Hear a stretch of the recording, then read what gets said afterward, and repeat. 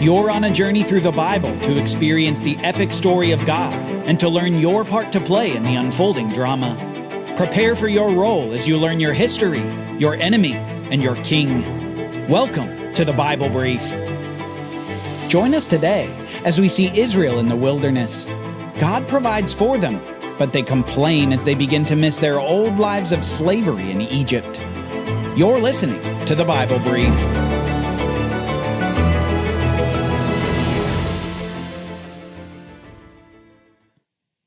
After the 10 plagues upon the nation of Egypt, the nation of Israel hightails it out of their slavery on a journey to the Promised Land.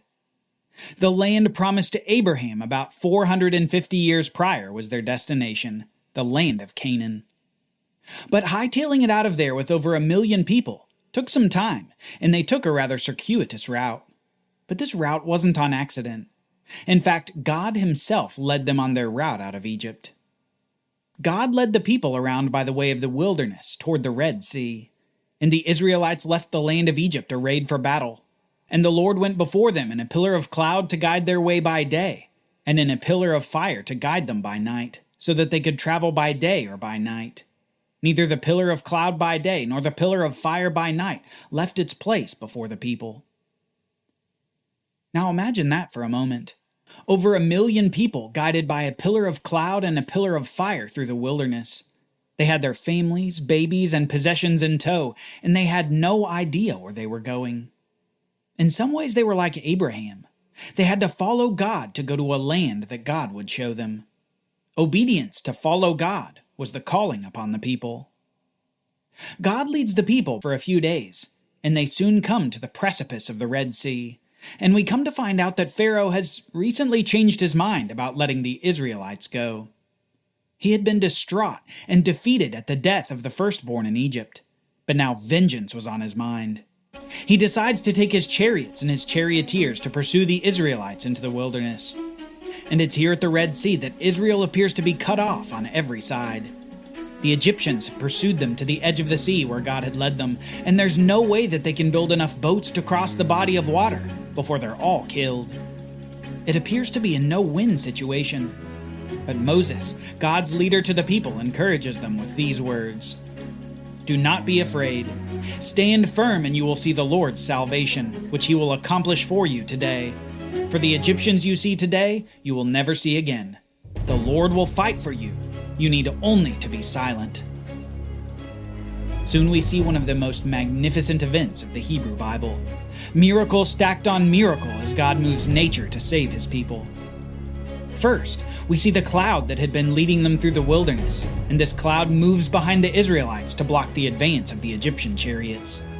Then night falls as a great wind begins to blow across the sea. Soon, where there had been water, dry land appears, and the Israelites walk through the midst of the sea with walls of water on both sides. They cross the Red Sea on dry ground. But they're not safe yet, because soon the Egyptians pursue them into the sea. At the morning watch, however, the Lord looked down on the army of the Egyptians from the pillar of fire and cloud, and he threw their camp into confusion. He caused their chariot wheels to wobble so that they had difficulty driving. "Let us flee from the Israelites," said the Egyptians, "for the Lord is fighting for them against Egypt." Then the Lord said to Moses, "Stretch out your hand over the sea so that the waters may flow back over the Egyptians and their chariots and horsemen." So Moses stretched out his hand over the sea, and at daybreak the sea returned to its normal state. As the Egyptians were retreating, the Lord swept them into the sea. The waters flowed back and covered the chariots and the horsemen. The entire army of Pharaoh that had chased the Israelites into the sea, not one of them survived. The Egyptians would no longer pursue or oppress the Israelites.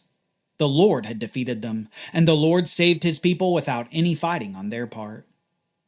And he would continue to save his people. After all, the wilderness that Israel now finds itself in isn't a friendly place for family life for over 1 million people. The Israelites soon leave the other side of the sea and set out into the wilderness, and it's in about 3 days that they begin to get thirsty. And when they came to Marah, they couldn't drink the water because it was bitter. So the people grumbled against Moses, saying, What are we to drink?" And Moses cried to the Lord, and the Lord showed him a log. And when Moses cast it into the waters, they were sweetened.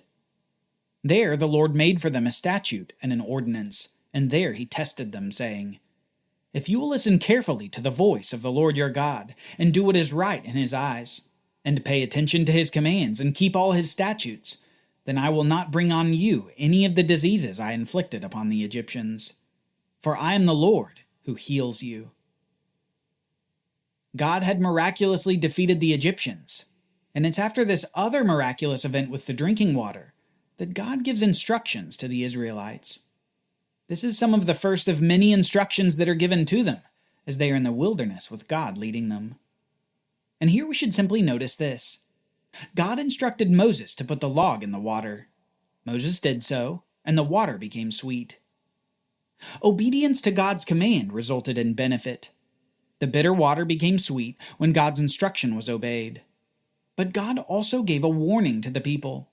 He says that if they don't obey, they could suffer the diseases that he had placed upon the Egyptians. Membership in the nation of Israel didn't exempt the people from pain or judgment. Rather, exemption comes when the people listen to God and do what he says. This obedience that God calls for is nothing less than an expression of faith. Notice that there was nothing about the log that made the water drinkable. No, it was simply made drinkable by the power of God. He just used the log as a way to test their faith. It turns out that faith is a critical connection in the Bible. Faith is the connection between God's command and humble obedience. Faith, even when it might seem crazy to throw a log in some water to make it drinkable. This event is followed up by more miracles, but one stands out due to its impact on the rest of the story. The people have been in the wilderness for a while now, and they soon become hungry. Hungry enough to say this to Moses: "Would that we had died by the hand of the Lord in the land of Egypt, when we sat by the meat pots and ate bread to the full. For you have brought us out into this wilderness to kill this whole assembly with hunger."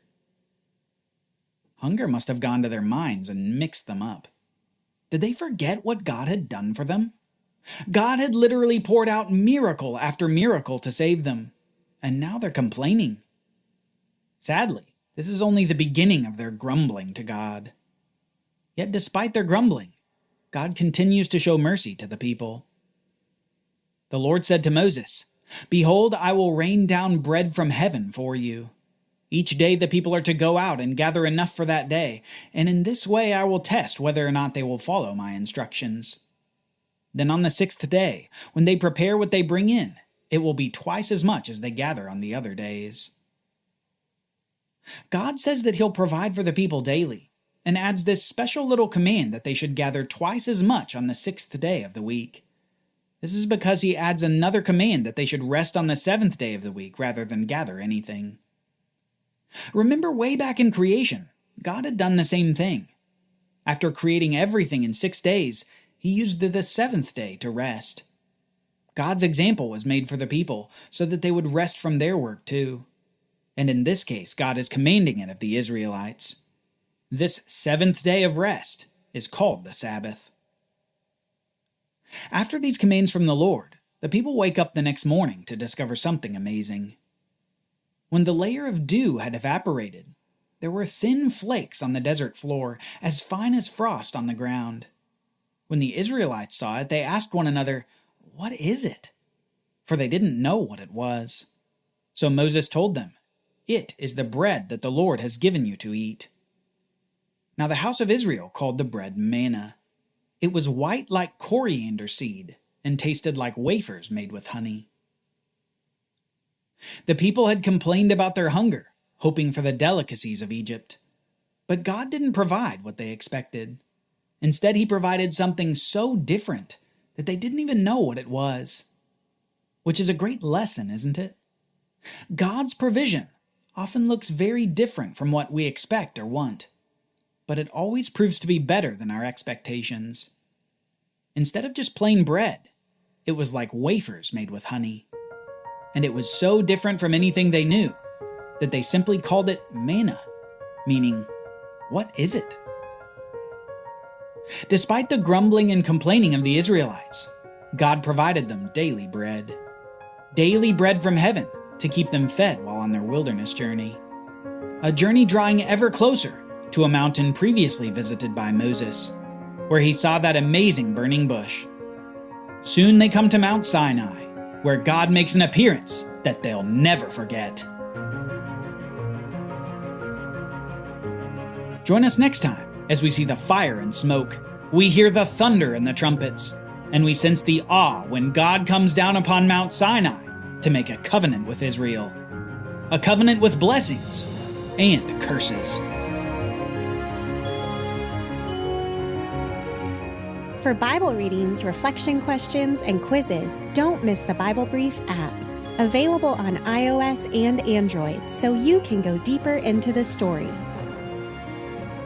The Bible Brief is a project of the Bible Literacy Foundation, a nonprofit dedicated to helping you learn the Bible. Give to support the Bible Brief by visiting BibleBrief.org or tap the Give link in the show notes. Thank you for supporting the Bible Literacy Foundation.